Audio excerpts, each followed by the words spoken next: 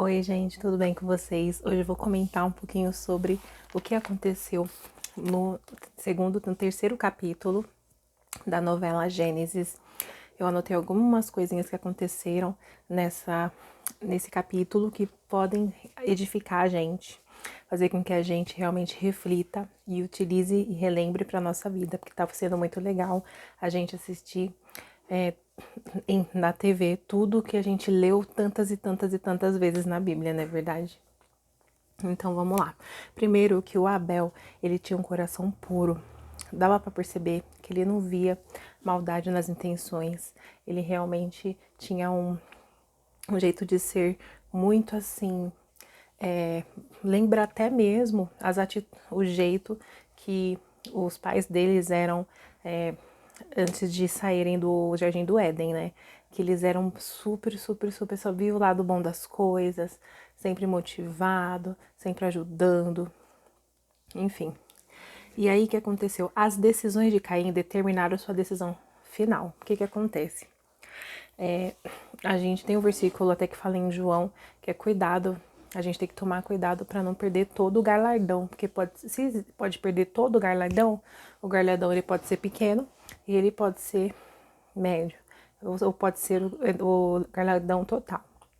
Então, nesse caso, as atitudes de Caim, gente, o que foi esse Caim? Nossa, insuportável. Não consegui. O segundo capítulo foi o mais chato pra mim, que eu não tava aguentando aquele Caim. Falando. Nossa, eu fiquei assim, realmente passada. Eu falei, nossa, esse ator tá de parabéns, porque ele tá conseguindo ser super chato.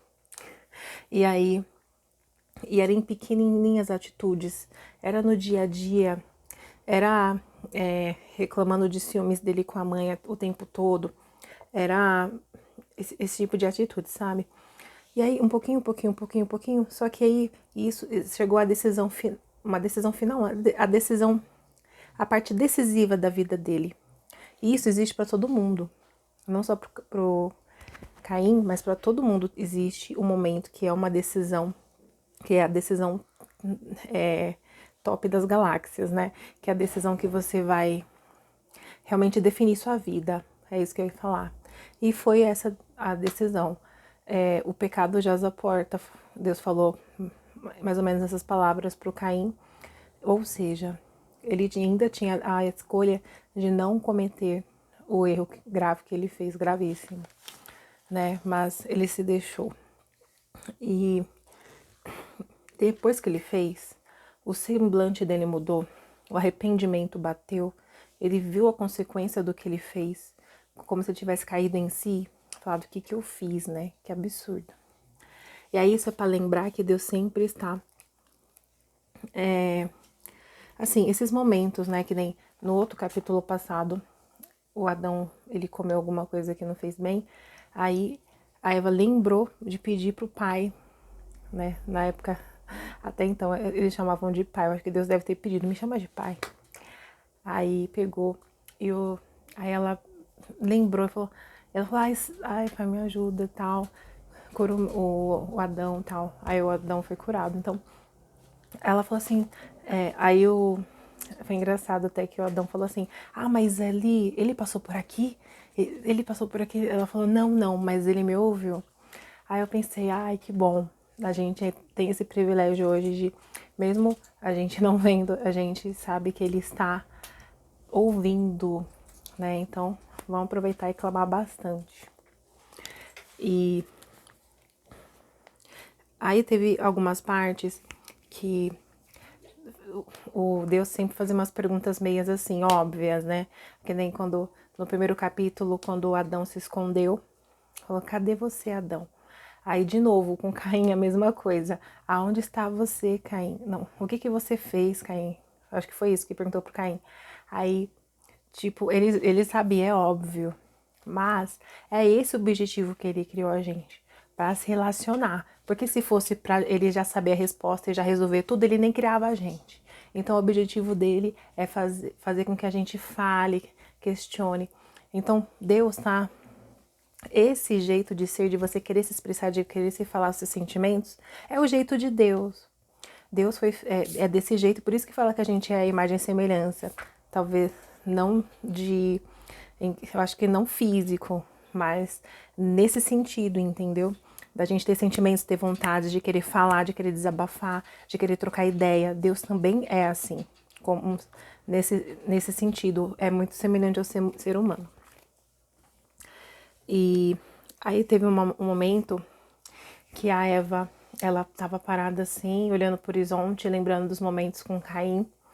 Aí eu fiquei pensando assim que nessa época não tinha TV, não tinha som, não tinha internet. Então Deus já fez em nós mesmos algo para a gente se distrair, que é nossas lembranças, nossos pensamentos. E isso é meio que uma distração natural da nossa própria mente, que existe. Aí cada acontecimento ruim, o Adão remoía. Isso não fala na Bíblia, né? Mas eu gostei muito que nessa novela eles destacaram isso, porque o ser humano é assim mesmo. Sempre vai ficar remoendo e relembrando a consequência. Assim que ele viu uma consequência ruim do pecado, ele lembrava do erro. Toda vez lembrava do erro, né? E eles tiveram cuidado de deixar as cores mais cinzentas. Tipo assim, quando era a edição, nossa, foi espetacular. O primeiro capítulo foi uma coisa linda demais. Foi realmente, eu não tenho nem como, não consigo nem imaginar algo melhor do que foi o primeiro capítulo, que foi lindíssimo.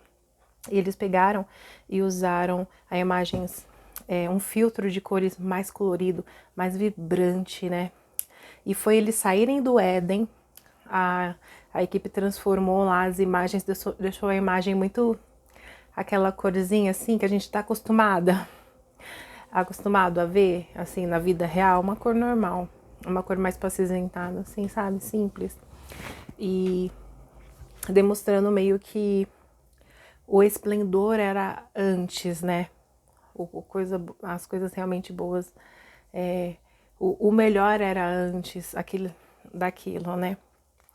E aí o Adão chorou, desabafou com Deus, e eu acho que isso também não tá na Bíblia, mas provavelmente, mas isso é óbvio, né, que a partir do momento que você se derrama, que você fala seus sentimentos para Deus, que você confessa, que você sabe falar tudo isso, automaticamente, lá na época a fila era menor de oração, então a chuva já veio e já trouxe o refrigério para eles, para não ficarem se sentindo tão mal.